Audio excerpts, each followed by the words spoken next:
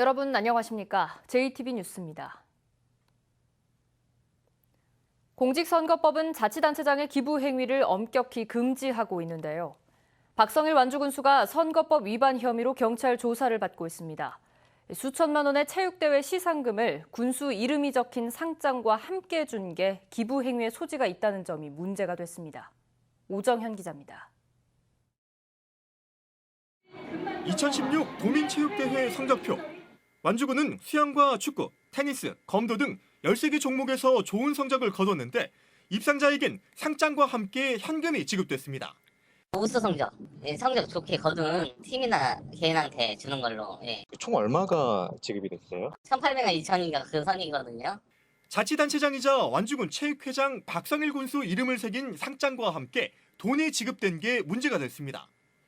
공직선거법은 자치단체장이 선거 구민을 상대로 기부 행위를 못하도록 정하고 있고 어기면 5년 이하 징역, 1,000만 원 이하 벌금형에 처하도록 하고 있는데 당시 시상금 지급이 이런 기부 행위로 읽힐 수 있어서입니다.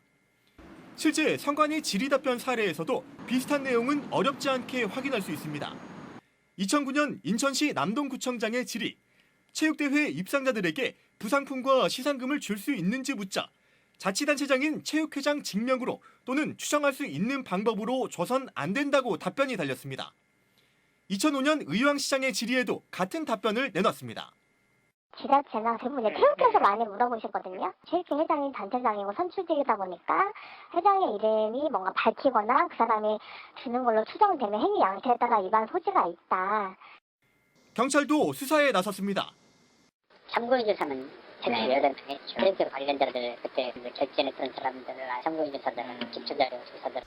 먼저 완주군 체육회 직원과 담당 공무원 등 주변인들을 불러내 조사를 마친 경찰은 선거법 위반 여부와 함께 공소시효 등 법적 검토를 진행 중입니다. JTB 뉴스 오정현입니다. 정헌율 익산시장이 다문화 가족 자녀에 대해 적절치 않은 발언을 한 것 때문에 파문이 확산되고 있습니다. 전국의 다문화 가족들이 익산시를 찾아와 정헌율 시장의 사퇴를 촉구했습니다. 김진형 기자입니다.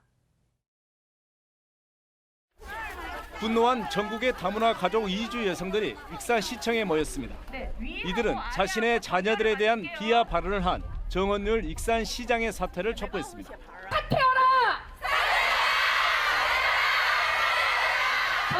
정 시장의 인종적 차별 발언으로 다문화 가족 자녀들에게 깊은 상처를 남겼다며 목소리를 높였습니다. 저희 자녀들이 상처를 어른들이 어떻게 씻어주실 것입니까? 특히 당신 말입니다. 정헌율 익산시장이 지난달 11일 한 다문화 가족 행사장에서 축사를 하면서 다문화 가족 자녀를 잡종에 비유한 사실이 알려져 전국적인 공분을 사고 있습니다. 인권단체들도 인권 보호에 앞장서야 할 지자체장이 비하 발언을 하고도 공식 사과 없이 변명만 하고 있다며 비난했습니다. 차별과 혐오의 발언이라는 점을 인식하지 못한다는 것이다. 익산시장과 공무원들은 문제의식을 느끼지 못했기 때문에 이후에도 즉각적인 사과가 없었다. 반발이 확산되자 정 시장은 뒤늦게 비하 발언 규탄 기자회견장에 나타나 다문화 가족들에게 공식 사과했습니다. 그러나 재발 방지를 위해 정 시장을 포함한 전 직원을 대상으로 한 인권 교육 요구에는 답변을 피했습니다. 인권 교육 문제는 좀 더 우리가 검토를 해봐야 된다고 그랬죠. 검토를 해보고 저희가 진정성 있게 그 정책을 내는 걸 보시고. 정헌율 익산시장의 사과에도 다문화 가족들은 진정성이 의심된다며 반발하고 있어 비하 발언 파문은 쉽게 수그러들지 않을 전망입니다. JTB 뉴스 김진영입니다. 음주운전은 본인은 물론 아무 죄 없는 다른 사람의 생명까지 앗아갈 수 있는 범죄 행위입니다. 어제부터 단속 기준과 처벌을 대폭 강화한 이른바 제2윤창호법이 시행됐는데요. 예전 같으면 면허 정지로 끝나던 게 이젠 면허가 취소되는 상황이 벌어지고 있습니다. 어제 새벽에 진행된 일제 단속 현장에 나금동 기자가 다녀왔습니다.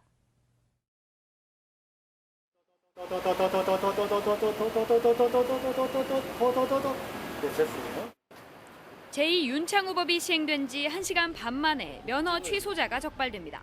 0.080 이상부터 취소해요. 근데 조금 많이 오버됐죠. 0.1, 120이 나왔습니다.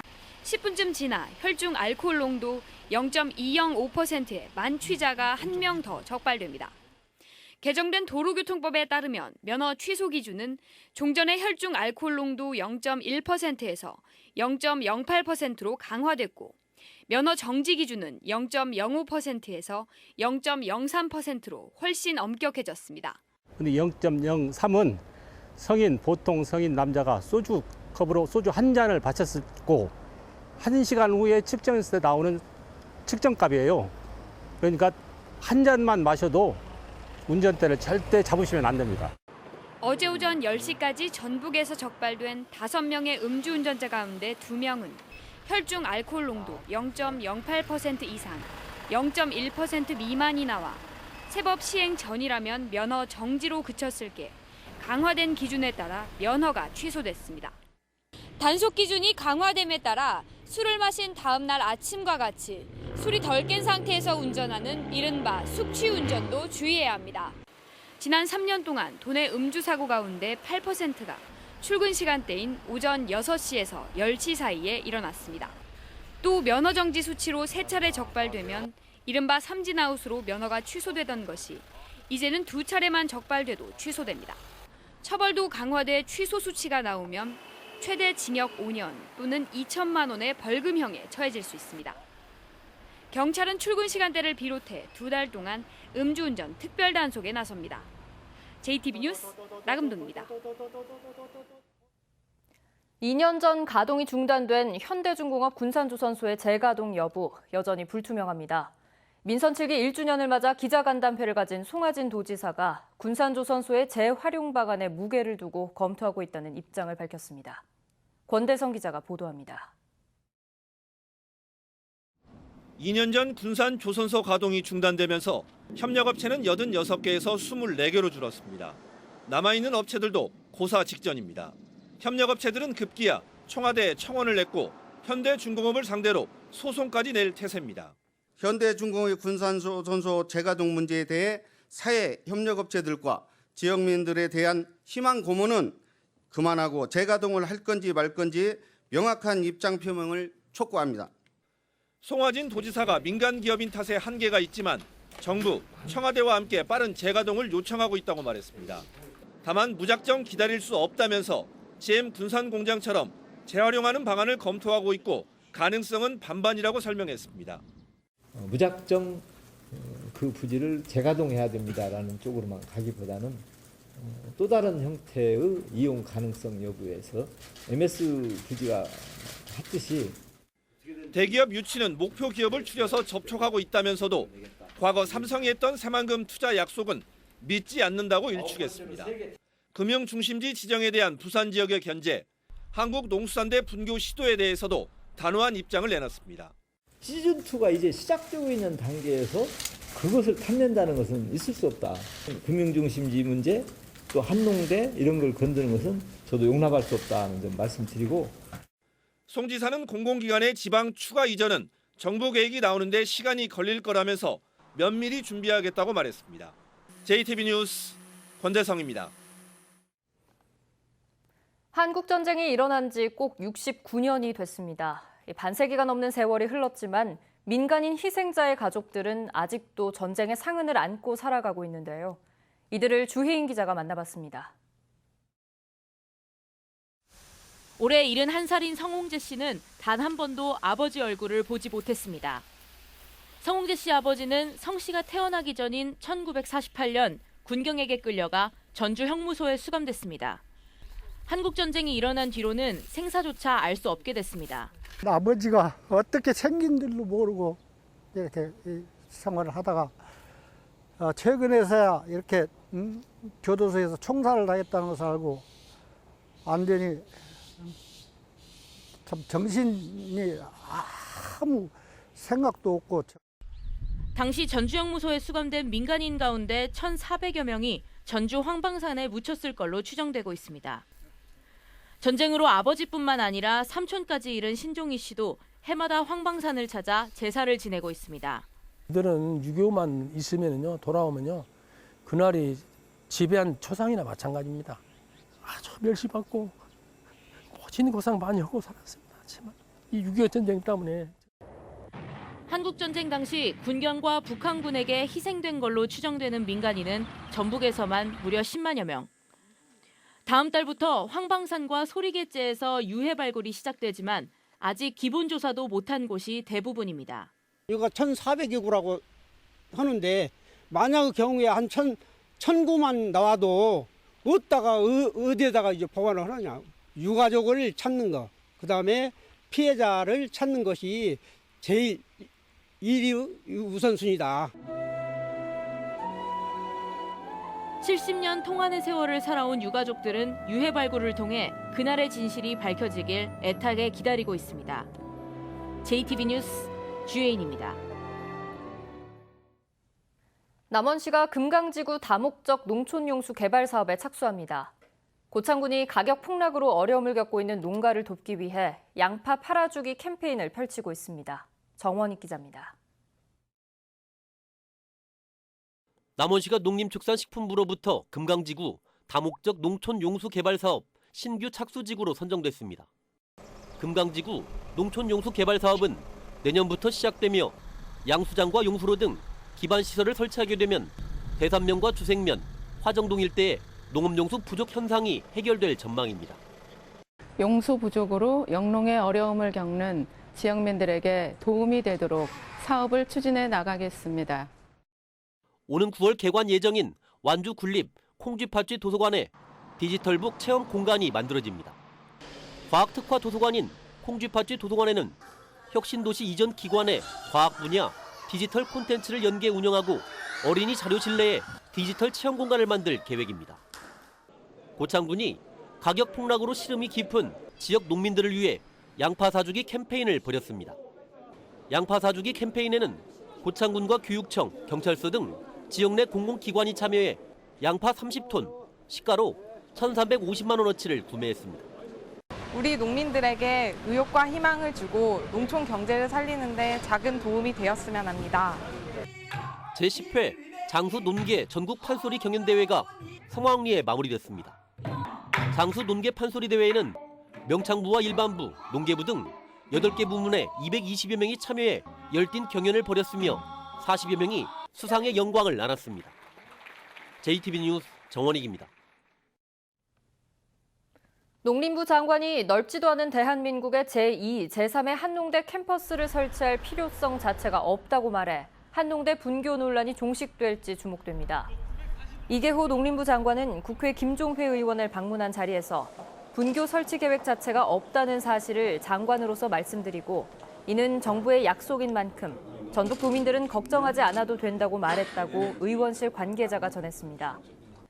이 장관은 또 전북혁신도시의 한농대는 현재 500명인 한 학년 정원을 2,000명으로 늘려도 충분히 수용할 수 있다며 이 경우에도 현 부지를 늘리거나 전북 지역에서 찾는 것이 당연하다고 강조했습니다. 전남 영광의 한빛원전 사고를 계기로 대응 지침을 대폭 강화해야 한다는 목소리가 확산되고 있습니다.